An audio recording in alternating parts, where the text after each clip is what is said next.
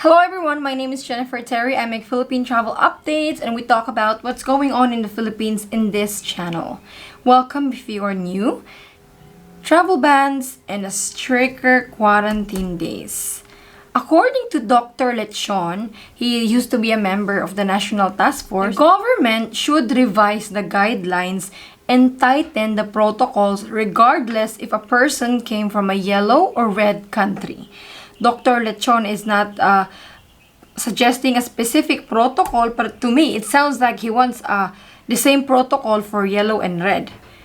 Another doctor from PGH, Philippine General Hospital, Dr. John Jefferson, said that the present travel policies may no longer be effective considering Omicron's rapid spread globally. Well, what's going on? Omicron is obviously already here in the Philippines. Just look at our cases, 21,000, 30,000 cases. And these travelers already have a negative test result po and we quarantine upon arrivals. What else can we do? We are not to blame with the surge that is going on right now in the Philippines. Because we follow the protocol. Yeah, you can blame those who skip quarantine, but not us. We are following it. He has a point on travel bans. Philippines' present policy on travel disincentivizes countries and territories that accurately report their COVID-19 situation, as in the case of South Africa, which faced global travel bans after it first reported the detection of Omicron variant. You guys notice green lists? Diba? Your countries with high vaccination rates, they accurately report their cases? Never. Meanwhile, IATF is putting African countries with low vaccination rates and questionable and unreliable reporting on green lists.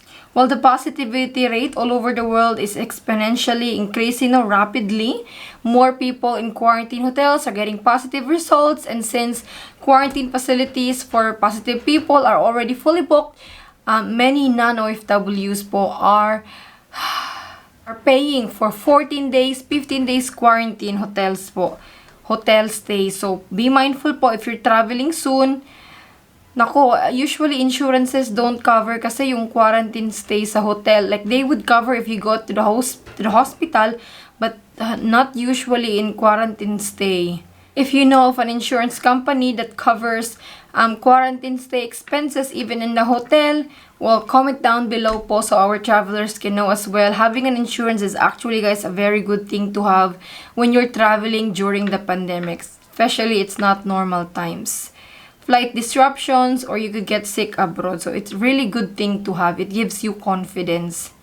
While many Filipinos are already canceling their vacation to the Philippines, which is fair enough, a sensible thing to do. I wouldn't be surprised. Gizmo shared, just canceled my trip to the Philippines. Tough decision, but I had to do it. Many people are in the same boat with Gizmo. It's okay po, guys. It's reasonable that you might have to postpone your flight. That's okay po.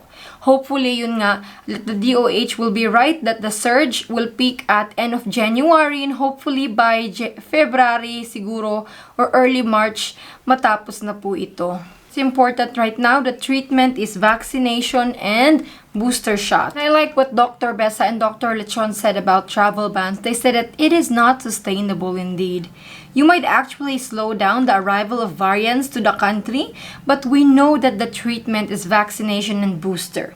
There are probably more effective ways to communicate to the public how we need good ventilation, proper mask wearing, hand washing, and physical distancing. While for your information po, for those who still don't know what's the protocol for those who test positive, extended 10 days quarantine po. So when your result is released, so let's say day 5, day 6, you receive your result. If you get positive, plus 10. Day 1 will be the day your result was released. So total, probably mga 16, 15 days quarantine in the hotel. And some kababayans are already opting out for a cheaper quarantine hotel in case they get a positive result. So they're able to pay for it. We are hearing of kababayans who are not able to pay for their quarantine hotel anymore. One kababayan reached out to me po her bill in the hotel was already 50,000 na. Yung perang dala niya, 50,000 lang din. While those quarantined together with a positive person po, let's say your family and the other person is positive, you got negative result, you still have to extend your stay in the hotel a total of 14 days at your own expense. Another option is if you can get in touch with your LGU, get an acceptance letter po, and that they would have to indicate that they will monitor you to continue your quarantine at a facility again. So, mahirap pa din po, and it has to be approved by BOQ. But that's another option para doon ka na mag-quarantine. And we are really asking for quarantine hotels that if you can po, can you please lower the rates for those who test positive, nano FWs, because they have to cover 15 days. You cannot blame the government altogether because after all, yung mga facilities, limited lang naman talaga, and we took the risk to travel during the pandemic. But what we can request and ask from them is treat our travelers na nag-positive with dignity. We're hearing positive people, they're not even being checked. Nobody checks on them. How are you? Can you still breathe? Wala. Nobody delivers even medicine, temperature check po, or oxygen level check. Nobody. No, they're being ignored. So what we are asking, just kahit kung hindi ma-transfer, check on them. And even, all hotels at least allow them to have like fruit deliveries, medicines. It helps po. You cannot just leave them lang, parang wala lang. While the NCR and other areas in the country are under alert level 3, naku po, NCR may be put under alert level 4. This was mentioned by Secretary of Health Duque yesterday. He said that although our utilization rate is still low risk, healthcare workers, although guys, there are shortages right now because many of them are getting positive as well and have to comply with quarantine or they have to recover. This is why he is recommending daw putting NCR into alert level 4. Kasi nga, kahit daw pa may beds, if there are beds available, but there will be no people who will take care of you, the healthcare workers, nurses, there will be no medicines, mahirapan pa din po. Naku po. You know that he is a chairperson of IATF. His recommendation is really being considered.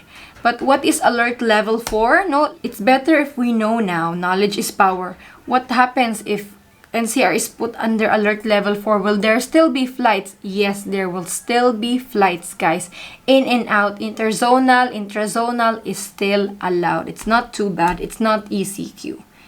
Yan, but then people who are below 18 and over 65, their movement will be restricted if we are put under alert level 4. But travel po is still allowed, even if NCR will be put under alert level 4. Even though we're hearing a lot of negative experiences and stories about those who went home this season, I would like to reassure those who are going home na this is not the experience of everybody. I believe that the majority still have okay experience po. Yung mga nagpa-positive, they are still a minority. But we just have to remind ourselves, be careful, limit our exposure as much as we can before our trip to the Philippines. Social distance at the airport. And if you can, bring medicines, paracetamol, especially kasi shortage dito sa Philippines. Mga temperature check, if you can, oxygen check, These are, I believe, mura lang sa abroad for kababayans na balikbayans po. Especially if you're traveling with children, rethink your travel talaga. But this is all for this update po. For those who had pleasant experience naman, comment down below to reassure those who are going home. Stay safe po and God bless you.